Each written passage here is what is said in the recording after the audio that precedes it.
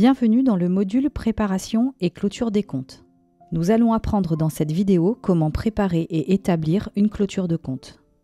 Depuis votre syndicat, vous pouvez préparer à la fois vos travaux, vos charges courantes et la saisie des index. Depuis le menu Travaux, vous accédez à la liste des travaux en cours et vous pouvez pour chacun analyser les dépenses engagées et déterminer ainsi ceux qui seront à clôturer définitivement. Vous pouvez accéder aux factures saisies et si vous le souhaitez, en double-cliquant sur la ligne, apporter des modifications. Vous vérifiez ainsi chaque dossier travaux afin de déterminer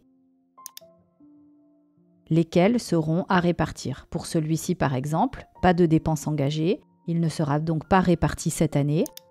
Pour les deux autres marchés travaux, les appels de fonds étant égaux aux dépenses, nous pourrons les programmer en répartition, le marché 19 et le marché 20. Pour préparer et vérifier vos charges courantes, vous éditez tout d'abord l'état des dépenses dans votre spooler. Vous pouvez ainsi l'imprimer ou le visualiser en PDF. Cela vous permettra de travailler sur ce document et de déterminer s'il y a des changements à effectuer sur l'imputation des factures, de nature, de clé, de montant ou de date. Une fois le travail effectué sur ce document papier, vous allez pouvoir visualiser les dépenses de façon numérique en passant ici par le menu Charges, suivi de budget analytique. Vous vérifiez les dates de votre arrêté comptable et en validant, ici se présentent les dépenses dans le même ordre que votre état des dépenses papier. Plusieurs possibilités s'offrent à vous. La modification d'une écriture par un double clic vous permet de modifier la clé de répartition, la nature de charge, de modifier ou compléter votre libellé ou de modifier ou compléter votre TVA. Bien entendu, le montant est figé pour ne pas déséquilibrer l'écriture. Sur cette fenêtre, vous pouvez visualiser, comme vous pouvez le voir ici, l'état des dépenses en détail avec toutes les factures, mais vous pouvez aussi synthétiser votre affichage en le présentant par clé de répartition uniquement pour faire un comparatif entre les charges et le budget. Vous pouvez faire un intermédiaire avec le total par clé et par nature de charge, toujours avec vos dépenses et votre budget. Et revenir, si vous le souhaitez, en détail complètement avec toutes les factures qui ont été saisies dans votre état des dépenses. Vous pouvez filtrer votre affichage soit par clé, vous pouvez aussi filtrer par code nature ou par un montant et enfin par un libellé. Vous pouvez aussi filtrer l'affichage pour ne faire apparaître qu'une seule clé de répartition ou un code nature. Vous pouvez aussi trier par un montant ou par un libellé. En bas de votre écran, vous pouvez accéder au lettrage des dépenses. Ainsi, le compte 4110 s'ouvre. Sur la colonne L, en faisant un clic droit, vous ouvrez une session de lettrage. Vous pouvez ainsi choisir les écritures à lettrer par un double clic. Une fois l'équilibre arrivé sur votre lettrage, vous pourrez ainsi clôturer votre lettrage. Cette fenêtre vous permet aussi de récupérer un numéro de saisie sur une écriture si vous souhaitez ensuite passer en modification d'écriture ou en changement de date. Vous retrouvez un bouton Facture vers PDF. Cela vous permet d'exporter toutes les factures rattachées à vos écritures. 3 possibilités. La première, un seul PDF pour toutes vos factures qui seront classées dans l'ordre de votre état des dépenses. La deuxième, un dossier Windows sera créé et contiendra toutes les factures individuellement, mais toujours classées dans l'ordre de votre état des dépenses. Et la dernière option est la combinaison des 2 premières options, un seul PDF pour toutes les factures et les factures individuelles dans un dossier Windows. Nous allons maintenant saisir nos index. Vous positionnez votre curseur sur la clé concernée. Cette clé doit être créée avec la lettre I pour index. Vous cliquez ensuite en bas sur la petite goutte d'eau qui vous permet d'accéder à l'écran de saisie. Votre liste reprend les index de l'an dernier et vous pouvez ainsi renseigner les nouveaux index dans la colonne Nouveaux.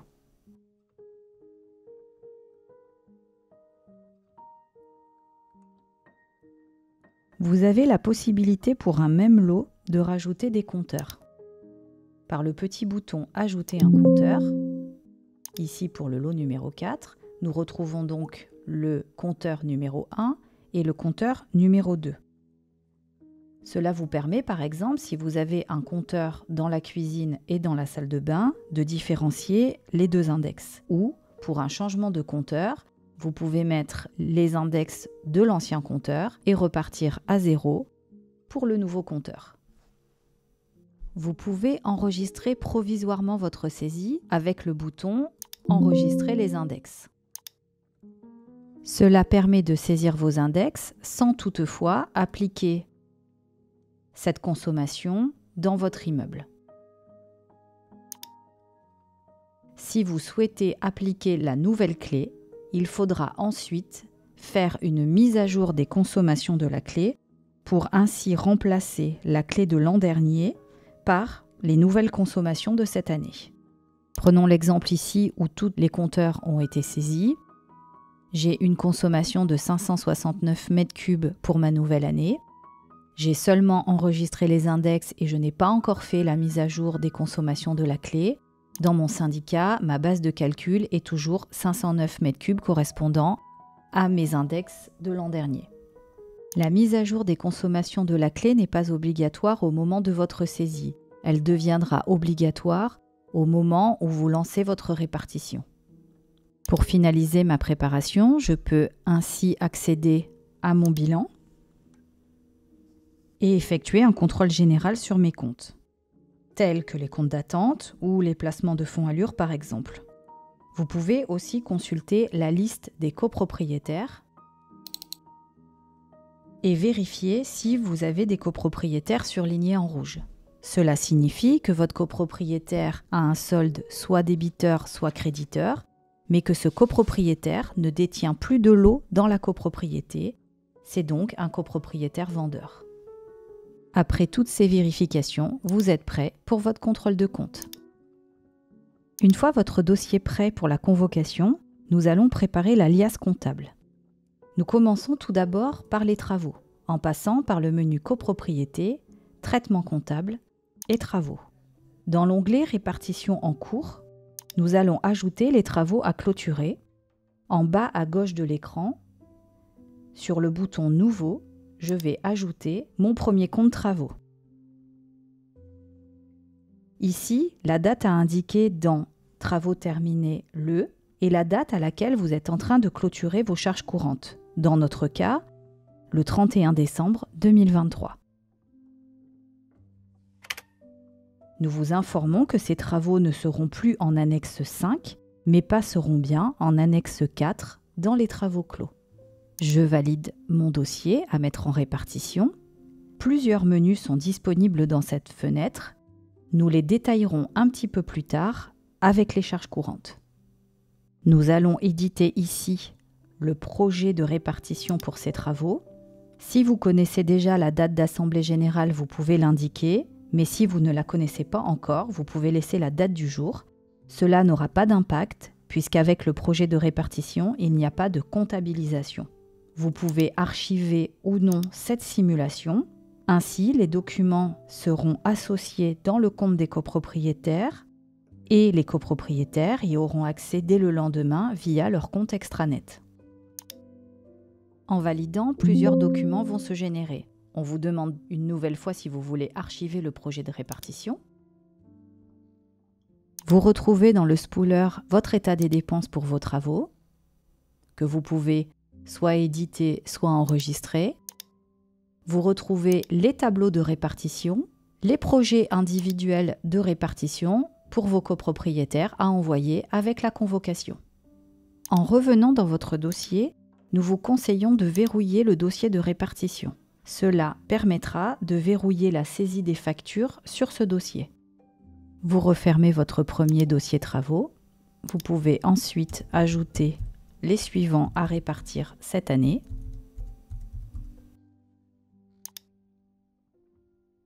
Et procéder ainsi aux impressions, au verrouillage du dossier.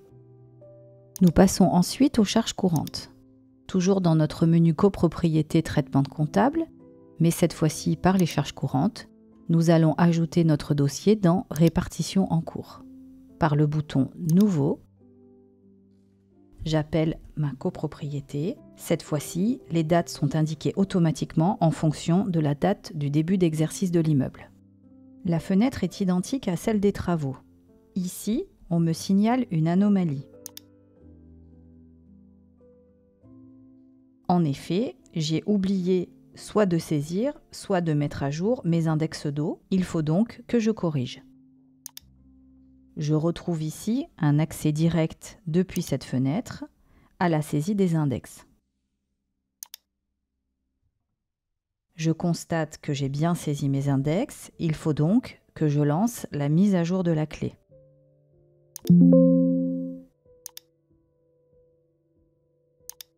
En revenant sur ma fenêtre, je n'ai plus d'anomalie. En cas de signalement d'une anomalie, ouvrir cette fenêtre, lire les indications et corriger. Si je vais modifier une facture dans mon état des dépenses alors que mon dossier est déjà en cours de répartition, je vais par exemple ici changer la clé.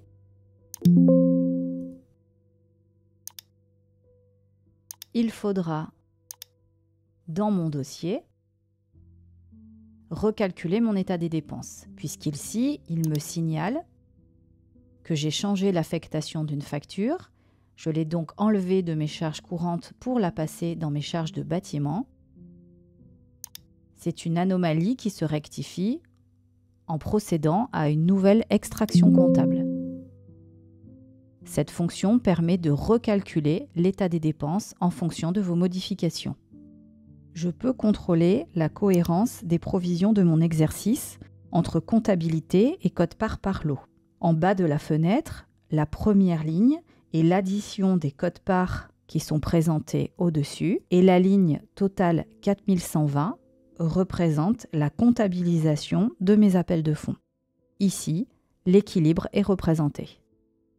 Comme pour les travaux, je vais maintenant éditer mon projet de répartition.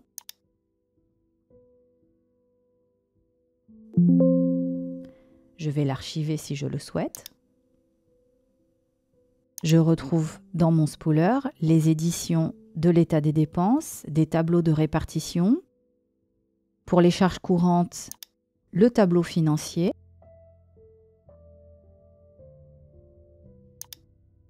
Et bien entendu, mes projets de répartition pour les charges courantes à envoyer avec ma convocation. Je n'oublie pas, au retour de mon dossier, de verrouiller mon dossier de répartition pour empêcher la saisie des factures sur cette période et ainsi envoyer les documents pour ma convocation. Je peux maintenant éditer mes annexes comptables. En cliquant sur le nom du syndicat, j'accède à ma fiche syndicat et ainsi, par le menu SIRU, à l'édition de mes annexes. Je vérifie que tous mes budgets soient bien rentrés. Je peux, en plus de mes 5 annexes obligatoires, éditer la situation des copropriétaires et les états des honoraires que j'ai facturés cette année. La situation des copropriétaires apparaît à l'écran à la date, bien entendu, de la fin d'exercice de l'immeuble. Vous pouvez ainsi l'exporter en PDF ou l'imprimer. Vous retrouvez dans le spooler vos annexes. Vous pouvez les sélectionner pour les générer en une seule fois. Nous sélectionnons donc l'annexe 1, puis en maintenant la touche CTRL de votre clavier, vous sélectionnez les autres annexes, annexe 2, annexe 3, 4 et 5.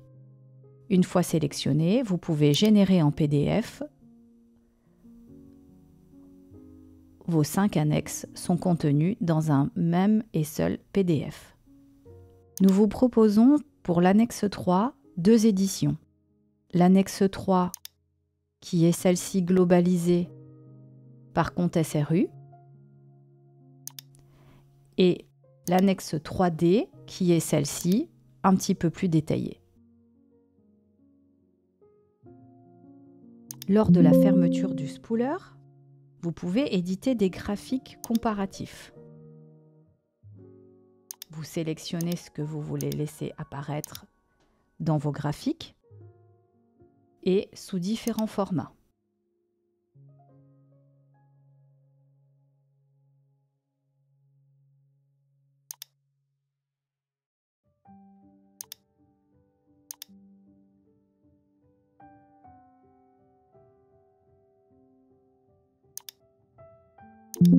Vous avez le choix ensuite d'associer les annexes dans les documents associés de l'immeuble. Une fois générés, vous retrouvez ces annexes dans le menu Administration, Documents associés et dans un dossier État comptable des documents associés de l'immeuble. Je referme ensuite toutes mes fenêtres et j'attends la tenue de mon assemblée générale. Pour traiter le retour de l'assemblée générale et clôturer définitivement les comptes, nous allons tout d'abord traiter les travaux. Je reviens dans mon menu Traitement comptable, Travaux et dans mes répartitions en cours. Je choisis mes dossiers travaux de mon immeuble, je double-clique sur les travaux et je vais cette fois-ci générer définitivement ma répartition. Cette fois-ci, la date d'assemblée est très importante car c'est la date à laquelle le solde de charge sera comptabilisé sur le compte des copropriétaires. Si vous décidez d'ajouter un extrait de compte à votre édition, vous devez borner la date des écritures. Pour les prélèvements, vous devez choisir une date. On vous explique à quelle date le copropriétaire sera prélevé. Dans notre exemple, si vous avez paramétré les prélèvements sur vos copropriétaires le 10 de chaque mois, nous sommes aujourd'hui le 18 mars. Les échéances seront donc prélevées le mois suivant, ici, entre parenthèses, en avril. Si cette date ne vous convient pas et que vous voulez repousser le prélèvement au mois suivant, vous changez la date et le logiciel vous proposera le mois suivant, ici, le mois de mai. La dernière sélection à effectuer est l'édition de vos décomptes, soit avec un extrait de compte, soit sans extrait de compte. En validant cette fenêtre, vous validez définitivement vos comptes.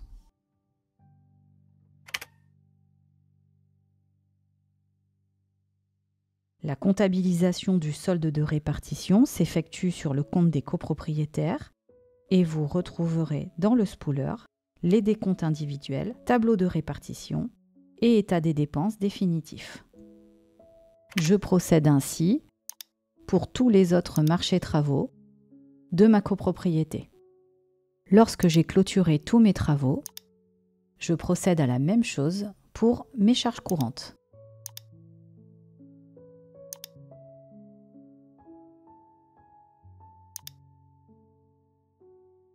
Il est possible d'annuler une répartition définitive en passant par le menu Copropriété, traitement comptable. Il faut respecter toutefois une règle. D'abord annuler les charges courantes et ensuite les travaux.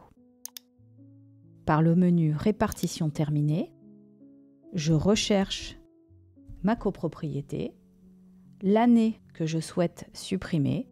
En bas de l'écran, je peux supprimer la répartition.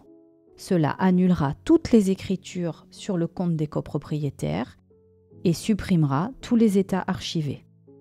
Je peux ainsi éventuellement modifier mon état des dépenses par rapport à des votes d'assemblée générale que je n'aurais pas pris en compte et ensuite relancer les générations définitives. Vos comptes sont maintenant définitivement clos et la date de début d'exercice dans votre syndicat est passée automatiquement à l'année suivante.